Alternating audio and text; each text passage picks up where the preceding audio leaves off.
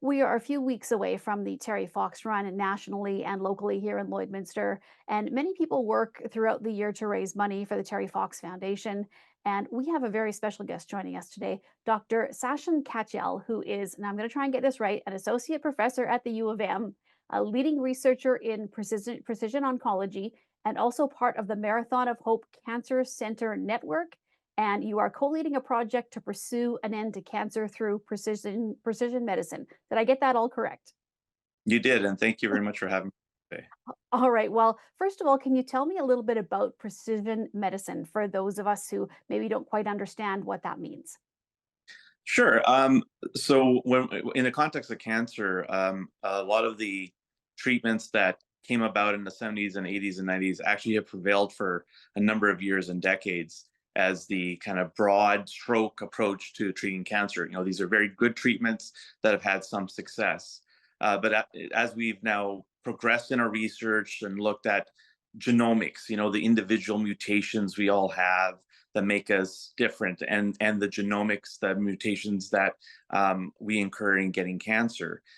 We look at certain genes that are turned on and off, and these genes are turned on and off when we develop, when we grow, when we age, and then become elderly. And then we have individual proteins that these genes regulate. So these proteins are the functional unit of the cell of how we function on a day-to-day basis. So our understanding of how both genomics and expression and proteins are at a point, it's really exciting now where we can start linking how these changes may relate to the formation of cancer, but also special types of drugs that have recently been developed so we can maybe customize a treatment strategy or a regimen for each individual person's cancer as it relates to the individual person's genetic makeup.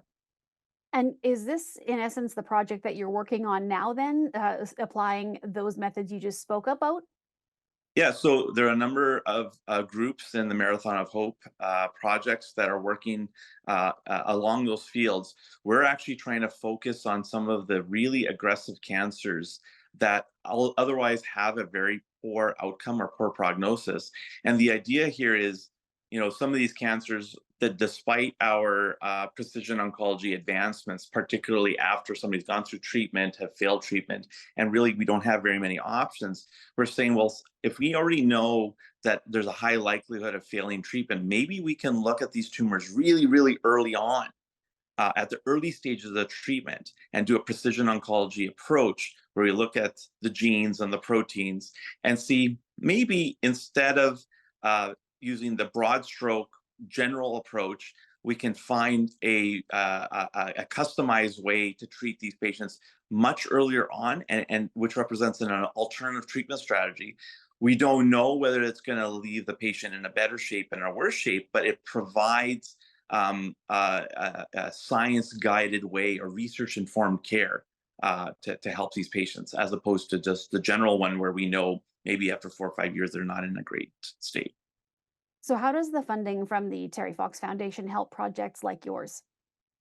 It's in multifold. The project funding itself allowed us to pull together groups of really talented scientists and clinicians who otherwise, have difficulty working together because we're so busy. But this is something we could rally around and say, hey, we can organize, we can put funds towards different aspects of the research question, and form this new group and tackle some of these really deadly forms of cancer. So the Marathon of Hope funding program has been a real beacon with which to start new research initiatives. And does that funding continue indefinitely, or is it something where it specifically has to be applied for every project? It does need to be applied for on an ongoing basis, but once you're in, you can continue. But really, that project can only continue because of the efforts of every person who's helping out with fundraising, participating in the runs, and being advocates for cancer research. What would your message be to people who are involved in the run year after year, or even newcomers who are thinking about joining, and just exactly how much their support means, the money that they raise to help projects like the one that you work on, and also the ones that your colleagues are working on as well? So unfortunately, I believe every single person on Earth has faith cancer one way or another, whether it's themselves, a member of their family, or their friends, or their community.